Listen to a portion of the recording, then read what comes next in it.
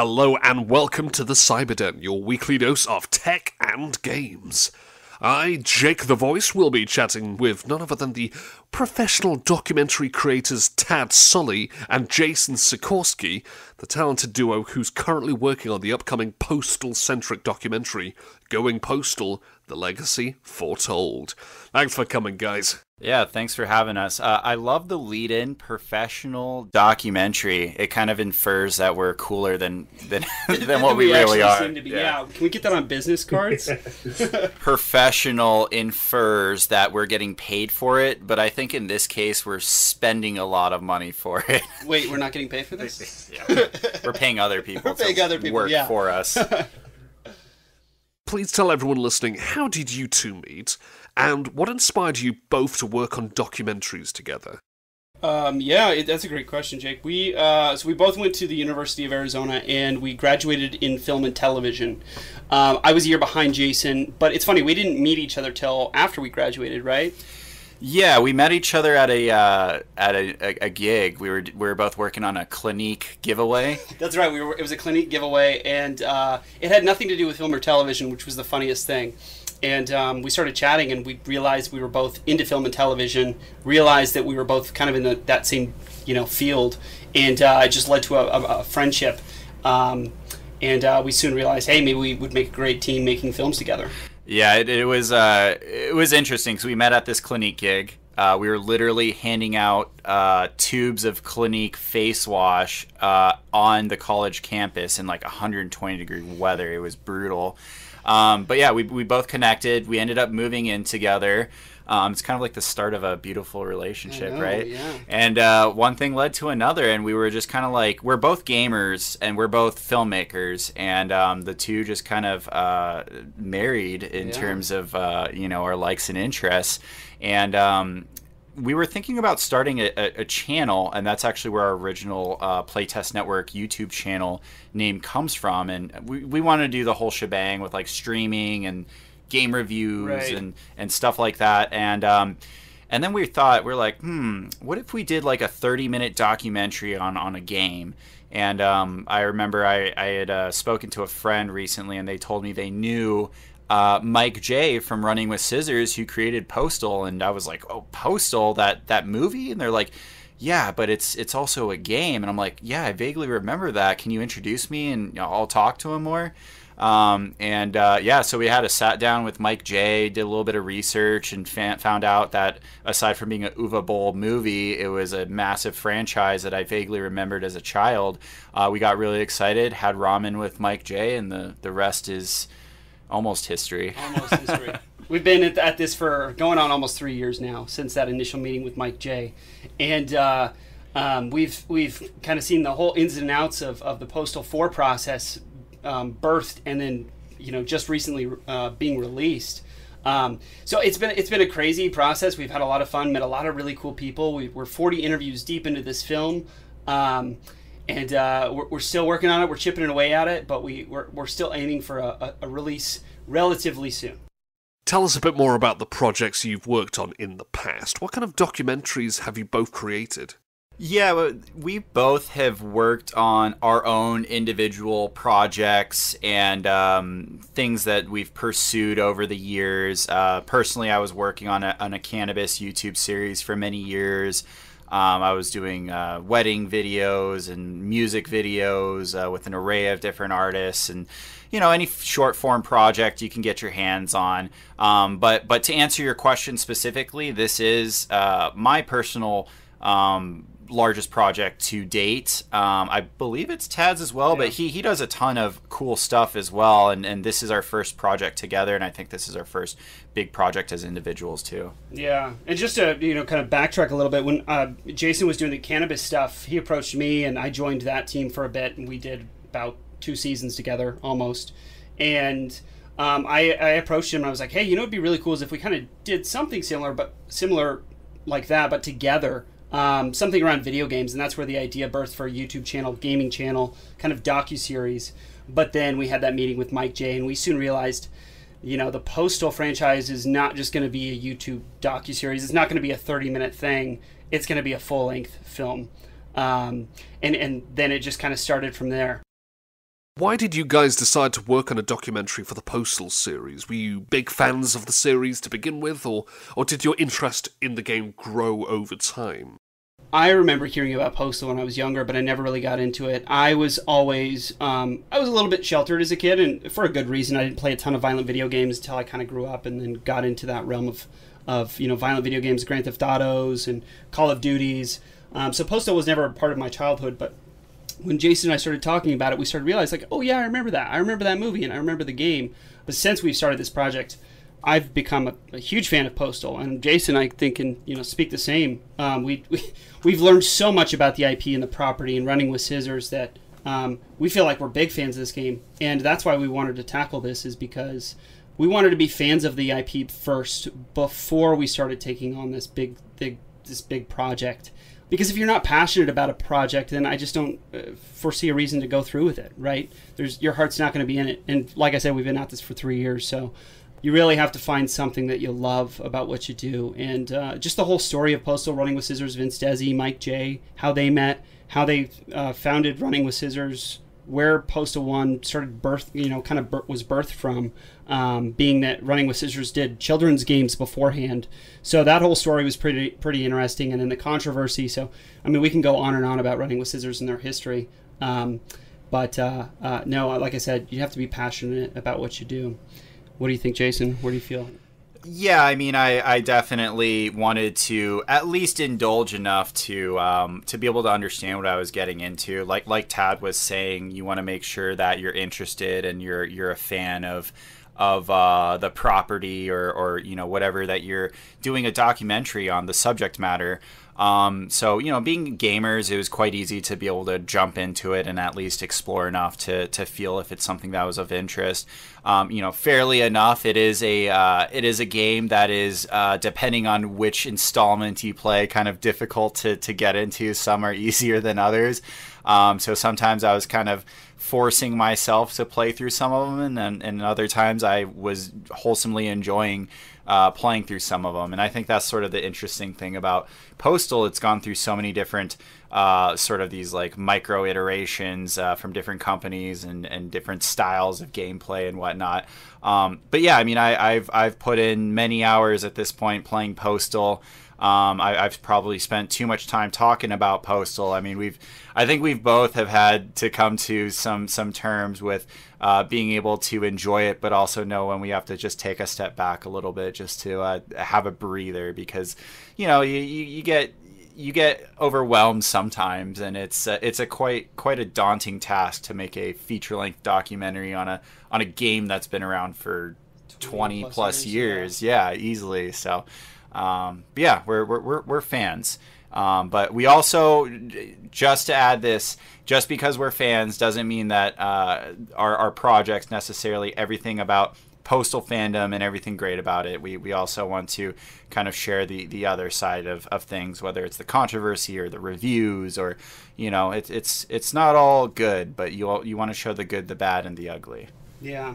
And not to jump ahead, but that was when we initially had approached Mike J and Vince Desi. They were always super gung-ho from the start about us being open and transparent about Running with Scissors history and the controversies. So not only taking this documentary from a fan's approach, but also showing, hey, here's the other side of things and what other people in the media said about the company. And like I said, the controversy, the shootings, the killings. That's something that we didn't want to shy away from, because I think that not only makes a really interesting documentary, but also something interesting for the fans that they might not have realized beforehand. What moments from the series, be they from the games, the movie, anything like that, which moments stood out to you the most? There's so many moments. Is there anything that really comes to the top of your head? Some moments that have surprised us in particular. I think maybe on the production side, I guess, just like outwardly, just being able to meet all the people that we've met, being able to push ourselves and shoot a documentary through a pandemic, I think kind of was an interesting obstacle that kind of really surprised me, and just in myself and our team and Tad, is being able to conduct interviews across the country and around the world That's the first thing that really comes to mind, is just basically overcoming a lot of production hurdles that were presented to us by just the sheer fact that we have so many people involved internationally and that we had COVID going on. Yeah, it was difficult. We didn't really anticipate that. I mean, nobody really did. So, but we were anticipating going all over the country and conducting all of these interviews. But about a little over halfway through, I think we realized we just can't facilitate that. And even with doing crowdfunding, we still couldn't facilitate it just because of COVID. So we started doing a lot of remote interviews. So we've worked with a dozen or so film crews around the U.S. and around the world that have facilitated these interviews for us, have worked, hand in hand with us to coordinate with the talents and the interviewees and other camera operators to really make this come together. So it's been a learning process, and honestly, I'm really happy with kind of how everything has turned out so far. Other things that have just kind of stood out to me as far as moments in the Postal series specifically, Vince Desi is, every time we interview him, he is so funny. And I don't think he's intentionally funny. He's just like a funny guy in general. How he speaks, he's one of those guys who's he's gonna tell you how it is from the get-go. He's not going to shy away from it. He's from New York, so he's got this New York accent. So he'll tell you how it is, boy. And he's a really good cook. So there's not really an interview that we haven't done where I don't think the whole crew has just like busted out laughing. Whether it be a story he's told about, working on, Postal 2 or the newest Postal game. There's just so many stories that it's really hard to tell. Specifically, I think one story is when Vince was telling us about his limousine ride. To the airport. Yeah, to the airport. And who was he with? Was it? I don't recall specifically who he was with, but it was. Maybe we should save that story for the documentary. Really, we should. It involved drunken Vince Desi and a few gentlemen that were trying to board an airplane, and they were trying to make a decision to go to some particular location, and it was just like a debacle. I mean, every story this guy tells sounds like it's like straight out of a comedy film. But yeah, I mean, it's just been wonderful being able to work with just all the people that we've run into. I mean, in particular, though, that the series itself, if we're talking about the content, Postal to me is just surprising as a franchise. Just the fact that it exists. It's such a bizarre game, and it's really crazy that Uwe Boll made a movie based on Postal 2. I was familiar with Uwe Boll long before Postal. I remember watching House of the Dead in like 4th or 5th grade. I was living in Korea at the time, and I like bought a bootleg version of it, and it was the coolest but most terrible movie I had ever seen. And as a youngin', you can't really comprehend like what's bad or what's good, but you just kind of see the flash and all that, and it was like fun. That was like similar with the Postal. So I became a fan of Uwe Boll, and then I saw the Postal movie, and I just remember just thinking it was so wacky and so crazy, and I was just like, is the game anything like this? And sure enough, it was. I mean, the game itself is ridiculous, and that's why people love it. But yeah, I mean, we're basically making a documentary where the people involved are interesting, crazy people in the best way possible, and they themselves have made a very crazy, interesting game franchise. So it's just like the perfect bonding of two crazy, wacky things that just kind of like exploded into this giant, fandom. Right. Yeah. Not only that, but like I said earlier, the controversy surrounding that. So you've got 4 different pieces that are all kind of joined together. And we could talk forever about, the Postal movie. It's just bizarre how that, like you said, how it ended up actually becoming a movie. I just recently rewatched it not too long ago. I showed my girlfriend for the first time, and she was like, "What are we watching?" I was like, "This is the Postal movie." She's like, "It's actually pretty good." She was lying. No, it's got its moments, honestly. With that being said, we did interview Uwe Boll, and we had the opportunity to meet him remotely, of course, but he was in Germany, and we did a Skype interview and hired a videographer to show up and film the interview professionally. But I never thought in a million years I'd be interviewing Uwe Boll. You know, I'd seen most of this dude's movies, and here we are, like, talking to him like we're friends and just asking questions, and he's laughing and we're laughing. So the project has really opened the door for us to just meet so many cool people. I mean, John St. John, that was awesome. Right. I mean, playing Duke Nukem since I was a kid. I know you're a huge fan of Duke Nukem too, and all he did was do Duke Nukem voices the entire time we're hanging out with him. Like, hey, do this voice. Do this voice. You'd be like, okay. And, you know, he would do it himself too without us asking, and we found out real quickly that he just loved to do it. He loved the attention. But yeah, it's been a good time thus far, and there's a lot of interesting ins and outs from this project, and we're hoping that kind of shines through the documentary itself. Yeah. So let's talk a bit more about the documentary you guys are working on. How much prep work did you actually do before delving into this one? Was there a lot of writing and planned ideas beforehand, or did the scope of things just keep growing and growing when you were in contact with more and more people? Yeah, when we started this process, there was a full pre-production that we had started with, as far as just doing research and where we wanted to take the story, and doing our homework, you know, prior to getting involved with Running with Scissors. We wanted to make sure that we were going to be adequately telling their story correctly, and that we would also do the fans justice. So there was a lot of homework involved, and I will say honestly, you were probably the first person that I had found when I was starting just my initial research. And I remember watching your Rick Hunter interview, and or just listening to it and taking notes from that and being like, you know, Jason, we at some point need to interview Rick Hunter. We got to find a way to interview Rick Hunter. And I was like, you know, listen to this interview with Jake. And so that was one of our first initial, just kind of, or at least one of my first initial starts on the project was listening to that and hearing Rick Hunter, and it just got me more and more interested in making this. But you know, just following up on that, we've continued to just add on to the film. It's just grown and grown and grown. There was really no initial plan to crowdfund when we first started the project. We were just doing this as a passion project, and then a little over halfway through, we realized, you know, hey, I think if we can crowdfund this, we can do some really cool things. And so, with Running with Scissors' blessing and their help, we were able to crowdfund, I think, you know, 2 or 3 times more than what our initial goal was. So with that, we've been able to grow with, when it comes to production, when it comes to travel, when it comes to animations, when it comes to music, when it comes to generally everything when it comes to the filmmaking process, and then also hiring out remote filmmakers, and you know, because that wasn't cheap.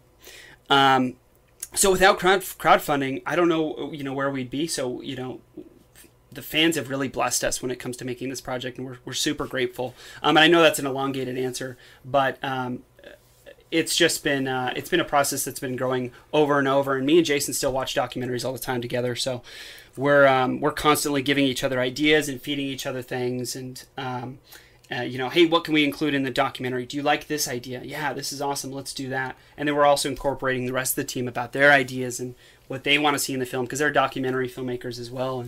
And it's been a collaborative process that we're really appreciative of.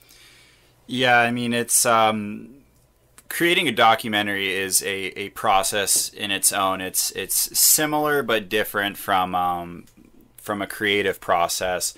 Usually with a creative process, you kind of plan everything to the T in advance in a perfect world.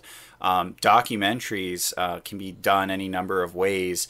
For us, we were watching the story unfold as it was happening.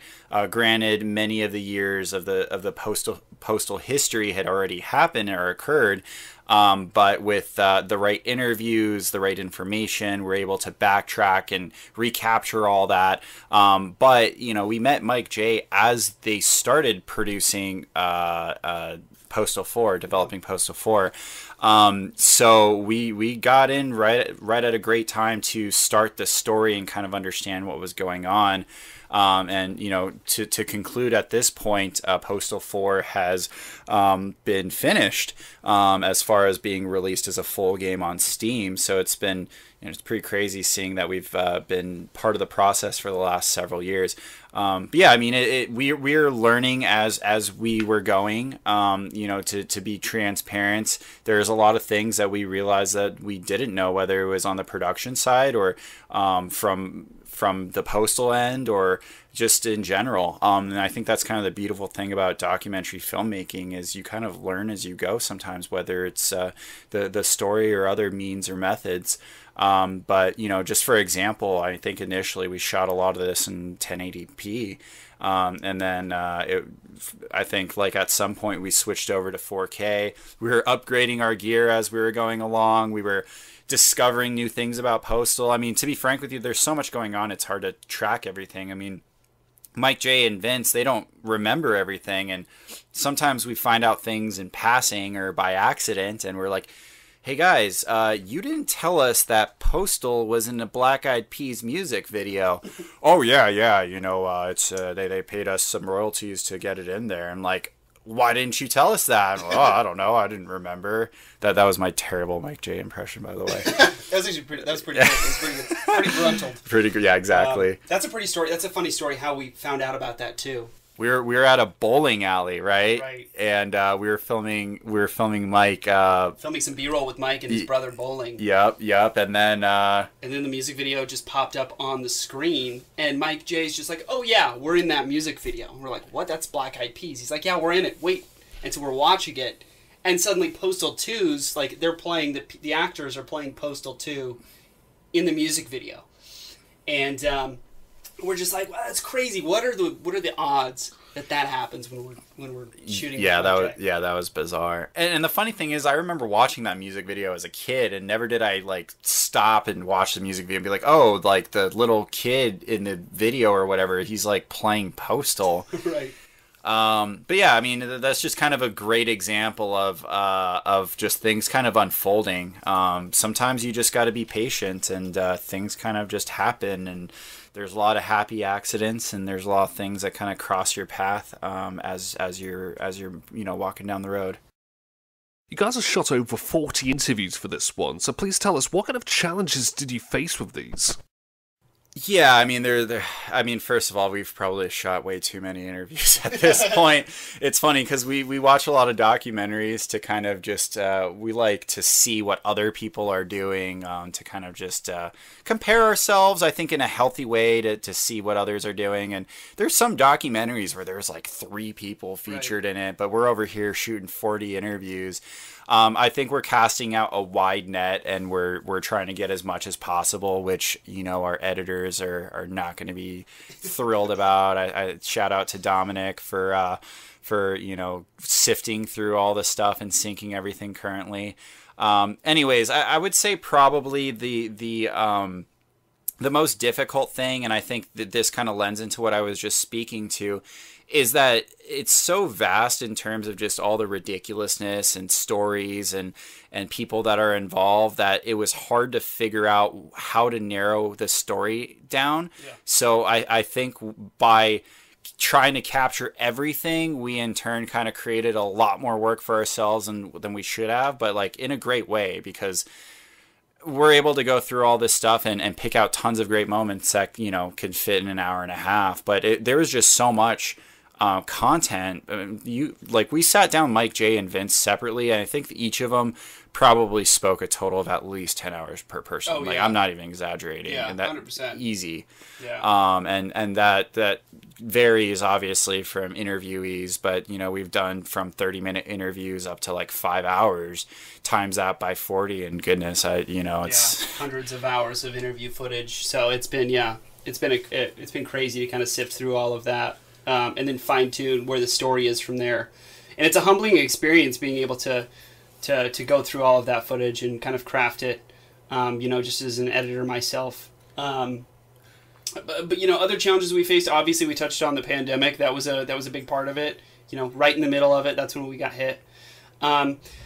I also moved halfway through production, and actually probably even a little earlier than that. I moved from Tucson to Phoenix, so I moved away from Running with Scissors, halfway through, and then Jason soon followed about 2 years later.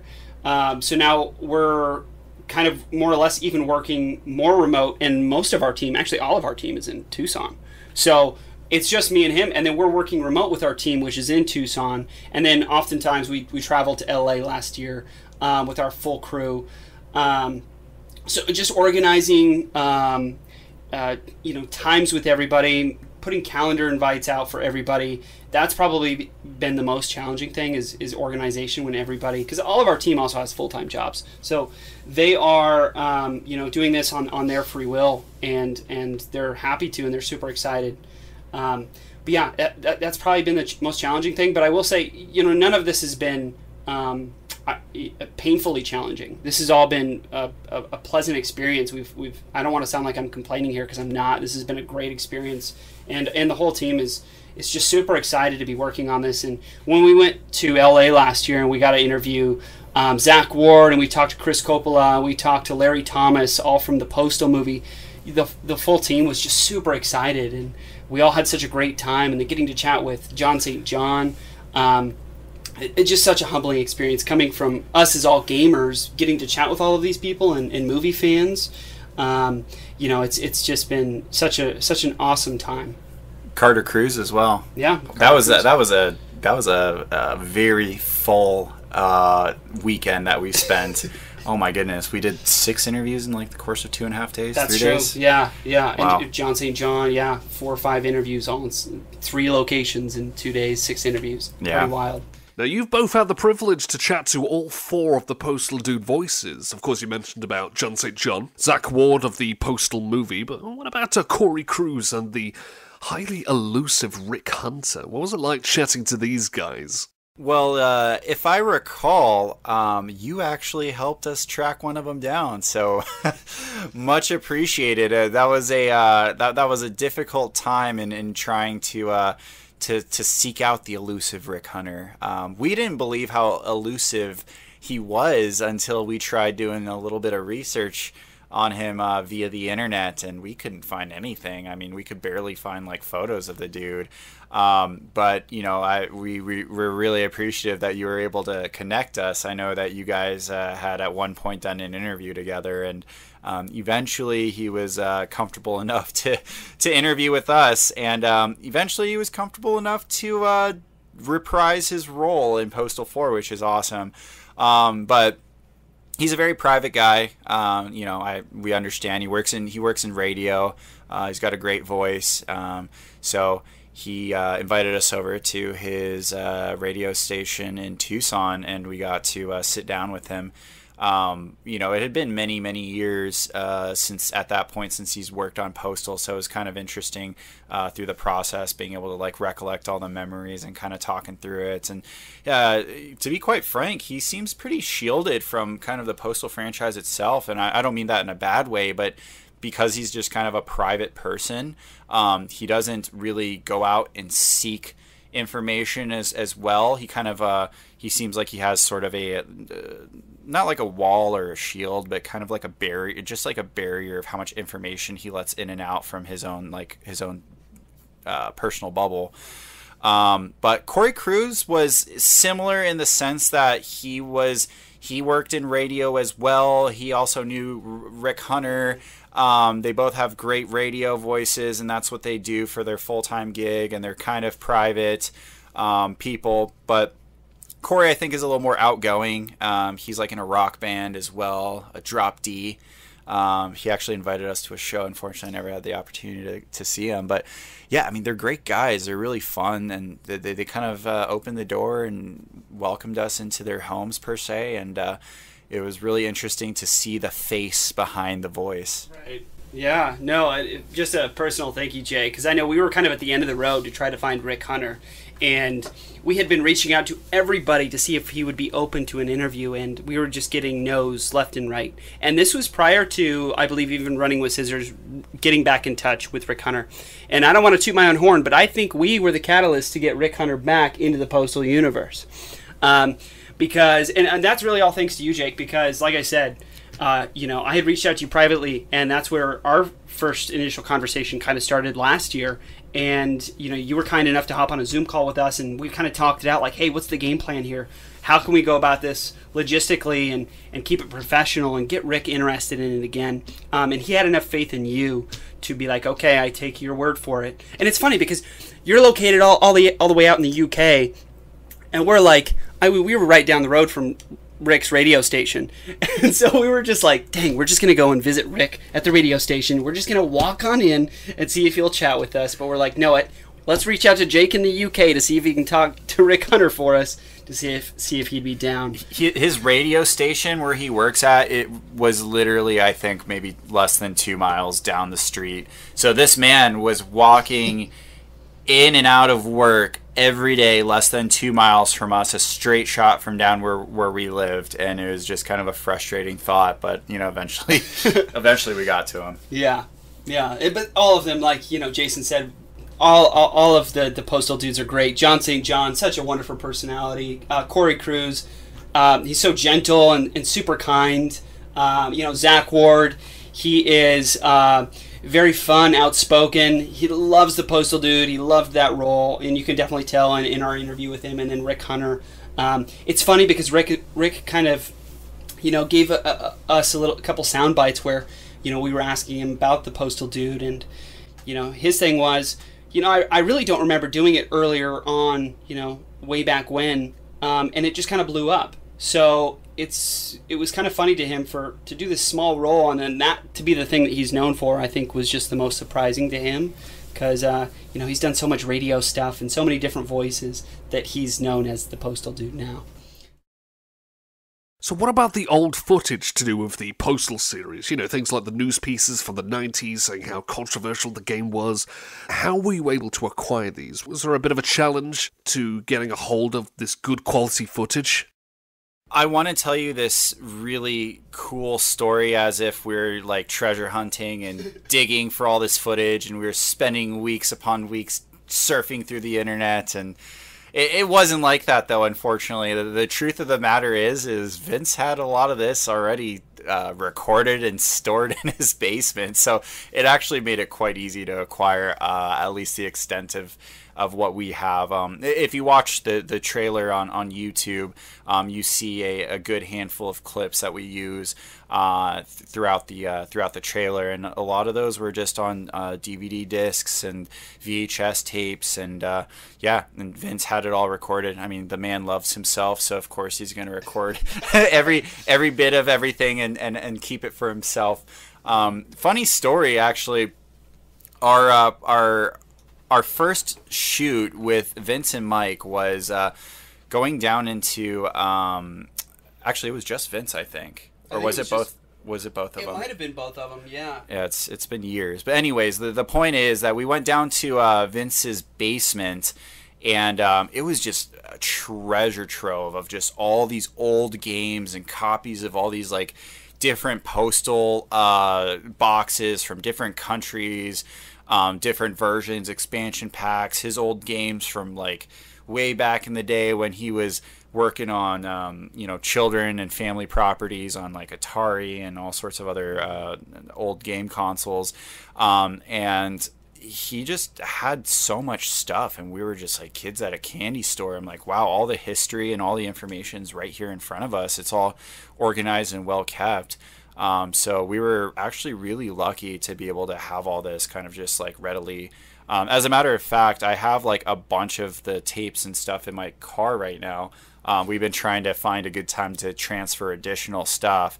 Unfortunately, they keep closing every time I get off work, which is what's tough about having a 9 to 5 when you're trying to film a documentary. But I mean, we would love to find some more footage. I mean, there has to be plenty more out there. One of my favorite things to do is I get up early in the morning and I'll just kind of scroll through YouTube, and my algorithms are just all set with like postal stuff. Now, yeah, all the time. Oh my goodness. So Postal has locked you in. Yeah, so like I wake up every morning and something postal will pop up on my news feed, and I'll just add it to my my playlist, our postal playlist, and I'm just like compiling dozens and dozens of videos at this point. What we're gonna do with them, varies if we're gonna use it in the documentary or just use it for research purposes, or maybe we can, I don't know, do anything with it. Yeah. We've collected a ton of content over the years. Yeah, I think the biggest challenge is just transcoding all of these. A lot of these are like dusty old VHS tapes, and to properly get like good high quality footage, that's probably been the biggest trouble. And like Jason said, we're always trying to find more footage. So if you have something postal related that maybe other people's eyes haven't seen, definitely send us a DM. We are trying to collect as much data as we can about the postal universe, and we want this to be, for the fans and also for other people to see the other side of things. So there is really nothing to shy away from. If you've seen the trailer, kind of the guidelines of how we're taking this film, right? Postal, obviously, there was a big controversy about shootings in the late 90s. And then the term Going Postal came around. People still use it today. So, like I said, if you have any footage, definitely send us a DM. But it's been cool to kind of go through all of this footage and see how it was like in the late 90s. It's almost like going through a time machine and seeing how things were, in 1998, 1999, early 2000, when Postal 1 was released, and how the media just ate it up, and how they attacked Running with Scissors, and how Vince Desi was always the one to kind of go on camera and defend Postal and Running with Scissors, and the media was always very quick to make accusations that this developer is a part of the problem.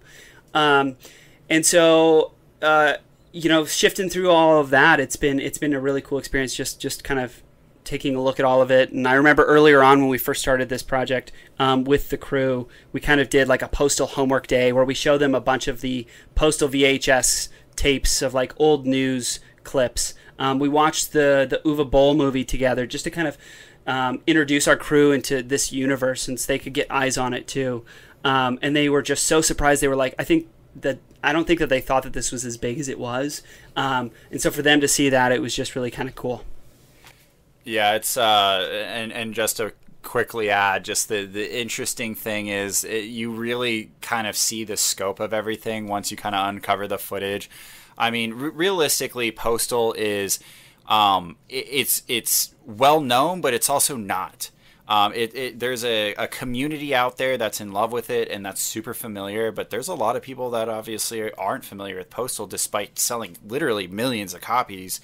So I think that's the point of this documentary, is to show people this big story that happens and that you may have not known about, but at the same time you're like, wait, was Vince Desi like on CNN and they were talking on Fox News and they tied this into school shootings and all these controversies, and Huckabee was talking smack about Postal, and Uwe Boll made a movie, and it's just pretty wild when you start kind of piecing it together. And we want it to be one of those stories where it's like you watch it and you're just like, wow, I didn't know this happened. You also managed to chill out with the Running with Scissors crew at Boston for PAX East. What was the experience like? That was a great time. I think that was initially kind of the start, one of the earlier travel pieces for the crew. And that was a good time for us to kind of all get acquainted with seeing how the fans were with Postal. It's one thing to hear about everything online and read, Reddit boards about Postal fans and be on fan Facebook pages about Postal, but then seeing them in person and how passionate they are, it just really helped us, show that there is a ton of love for this IP, and it gave us a little bit more confidence when we were tackling this. Like, wow, there are a ton of people. You'd hear people as they were walking by Running with Scissors booth at PAX East. And they'd be like, oh, Postal's still around? Wow, I remember playing that in middle school. And so hearing those comments from people that they were familiar with this IP and that they were passionate about it and then they loved it, it was just a really humbling experience. Yeah, PAX East was pretty fun. I mean, aside from the fact that we got to interact with fans, um, actually, my favorite interaction with a particular fan was, do you remember when we were walking through the crowd and a guy dressed as a Postal Dude ran up to us and was like, "Can you sign my petition?" That's right. Yeah. And we were just dying laughing, and we're like, "Are you here for Postal?" And he had no idea that Postal 4 had a booth at PAX East. No kidding. I didn't Yeah. know that. That's amazing. Yeah, because I recall I met him on my own. I think I was going to the bathroom or something. I ran into him, told him that Postal 4 had a booth, and then brought him over, and he just like, he was in character the whole time, so he was trying not to act too surprised, but I think he was like pretty like, what the hell? Yeah, he blew his mind. Yeah. Like, there's Postal 4, and they're making a documentary, and they want to interview me, and I'm in Postal gear. Heck yeah. Yeah. He was having it was like a kid in a candy store. I mean, he blew my mind just like walking through the crowd, and then this kid dressed as a Postal Dude running around like role playing that he was, trying to get his petition signed as if he was like in the game itself. But yeah, it was a great experience. One thing that stood out to me was it was so cold. I just had to share that. Like, Yeah, Boston was was so cold. I just don't know why they have this massive gaming convention like right in the middle of winter. But yeah, it was a very, very fun time to get with the crew and experience a convention as a gamer, and just like as us being documentarians, just having the opportunity to get out and seeing Vince and Mike being able to interact with fans. And this was the last convention like that happened because of the pandemic, right? So we were literally like right at I think the week after they started closing everything down, and there was not another PAX for 2 years. I think the last one was this year. The most recent one just happened like right, a couple weeks ago. Yeah. Yeah, so it was pretty cool just to be a part of that for the last one for a couple of years. And then, everything else gaming-wise has just been kind of shutting down since then, E3 being the prominent one that's no longer happening anymore. So being able to see Running with Scissors there, seeing the fans interact, maybe for the last time, hopefully not, it was such a cool experience. Is E3 not happening anymore? Yeah, they canceled it. Really? Completely gone. Really? Yeah. Because they were doing like the online thing for a while, right? Yeah, they did the live thing, and then this year they just announced, no, we're not even doing it live. Wow. Yeah. I didn't know that. Yeah. Hopefully this is not the day and age of no longer any video game conventions. Oh, yeah. Those are fun. That's how, when me and Jason were starting this project, we went to, I think, the last in-person E3 in 2019 or 2020. Yeah. No, it was 2019, yeah. And that's where we kind of did a little bit more homework, like, hey, and was this before we did Postal? Were we committed to doing a Postal documentary? Or was this like... Yes, because I remember we had business cards. That's right. Yeah. Yeah. We were like, let's go network and like let people... No, that's how we got our passes. Yeah, that's right. That you submitted to get our passes because of Playtest Network. But I don't think we had committed to Postal at this point. I think we were still shopping around, like, what do we want to do for our documentary? You know what? I think you're right. Yeah. I remember we were having a really good conversation with some dev. I couldn't remember what game or what. It was Star Wars, and we did it. Was it Star Wars? For me. It was the Jedi Outcast. Oh, that's the latest Jedi game from EA, and we were chatting with him. We were like, oh my gosh, this is so cool. Our minds were blown. Yeah, that was fun. It was a good time. But yeah, I guess moral of the story is we hope that video game conventions keep on going. What can you tell us about the documentary to kind of hype up the fans a bit more? Do you have any exclusive details you might be able to hint at? I mean, just to start, I guess what's been really fun about this documentary is just putting all of it together and unveiling everything. I mean, you have 20 plus years of history that's being condensed into an hour and a half film. So for those that have been Postal fans for as long as they have, from whether it's the original or a lot of people started playing Postal by the second one, you're basically going to see the entirety of the story condensed down into this feature length film. And so there's a lot of details and a lot of just general stories of the devs and the people behind the documentary and all the people involved that just kind of come together to make like one giant hilarious film. I mean, it's just Postal's bizarre because it's a independently produced video game, and it's made by such a small team, and it's very janky, but it has touched the hearts of many people.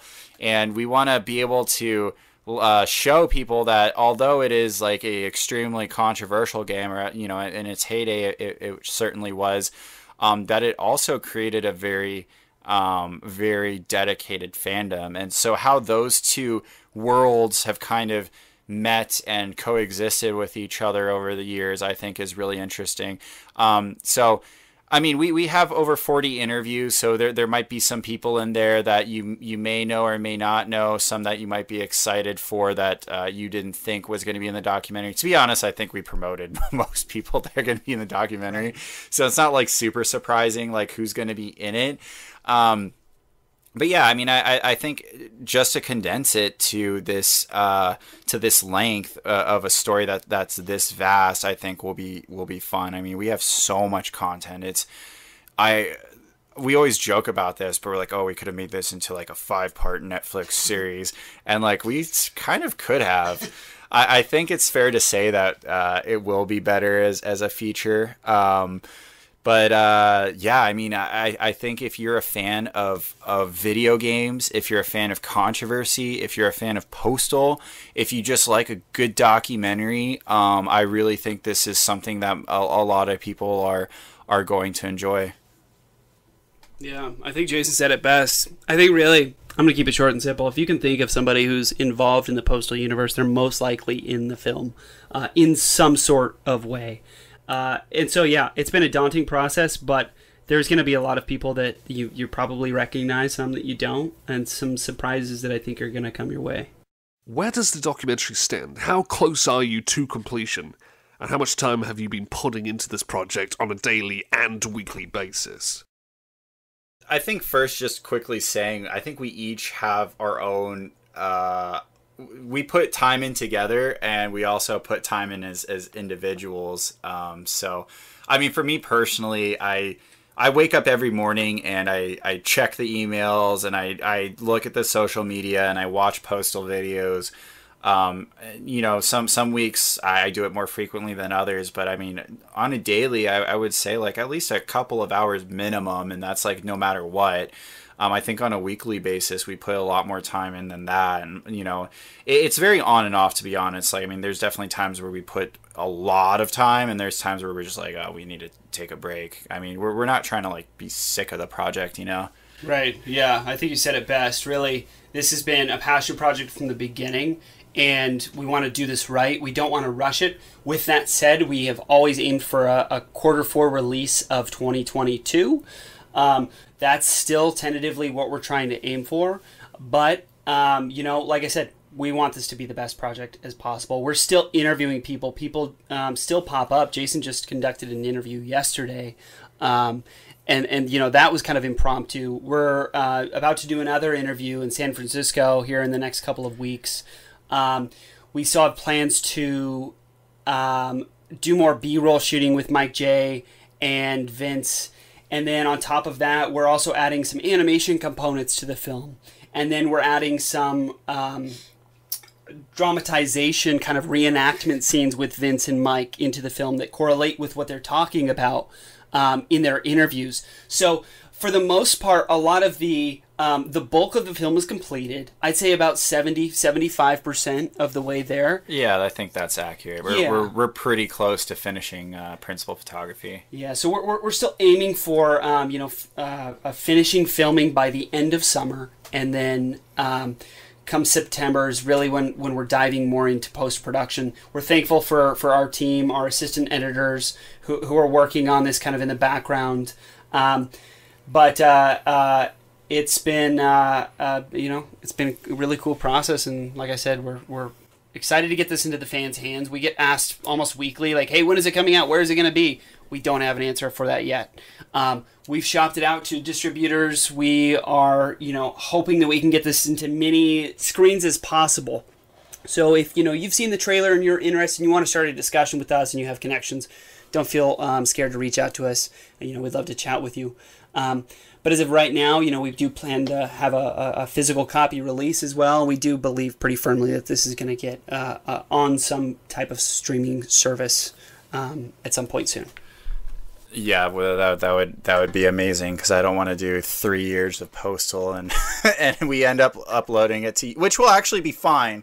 I actually wouldn't mind if we uploaded this to YouTube. Well, like, as long as it got enough views to make sense, I guess. But I would rather not. Distribution is ideal. The thing is, with distribution, it's like you have to have a project, like, for the most part, finished before you can start shopping it around. So although we do have people lined up to shop it, currently we have to finish the project first. I mean, I would say percentage-wise, 70-75% principal photography, editing, I think maybe like 5-10% at best. We still have a long ways to go. All total, I would say we're probably maybe 40-50% done. Is that accurate? I mean, we still got 50% of the way there. Yeah, I know that sounds terrible, but post-production goes pretty fast. I think principal photography has taken the most time, just because we've been working with so many different people's schedules, and that's been a big challenge. Is just like, hey, who's available? Oh, well, we can't do this right now. We're waiting on Vince to do some B-roll with him, but he doesn't get back into town till next month. So if we're not faced with those challenges where we're kind of waiting on people, this can be a much quicker process. Unfortunately, just with everybody's time commitments, it's not. So once post-production officially starts, it should be a relatively quick process, because everybody's hands are all ready to go on deck to start that. Tad, Jason, guys, it's been an absolute blast getting you on board, so thank you so much. Thank you, Jake. We really appreciate it. Thanks for taking the time, and we're really excited that you're involved in the project too. It's been a wonderful time, chatting with you throughout the past year, and we're looking forward to chatting with more fans. Yeah, it's definitely awesome to be able to talk about the project. It makes it feel like it's not all for nothing. Sometimes it gets kind of bleak, working the project, and you kind of run yourself in circles. Like, is anyone going to see this? Is anyone going to watch this? And sometimes you feel better. And I mean, at the end of the day, that's not really why we're doing this. We're doing it because we want to make a good film. But thank you for giving us the opportunity to talk about it. I feel a little bit better that somebody's interested in it. At least one is. Yeah. Is there anything you'd like to say to all of your wonderful fans and admirers out there, especially from the Postal community?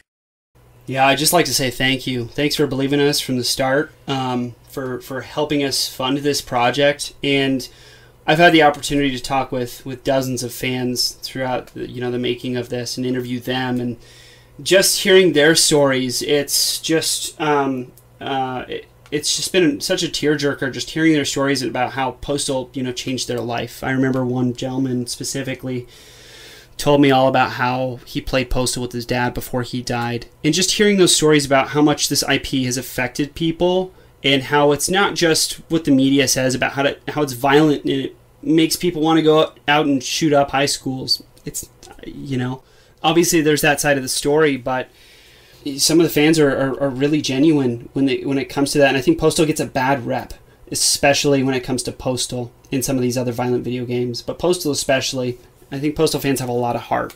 So thank you guys for believing in us and believing in the project. And we're excited to deliver you something that we believe is going to be really good.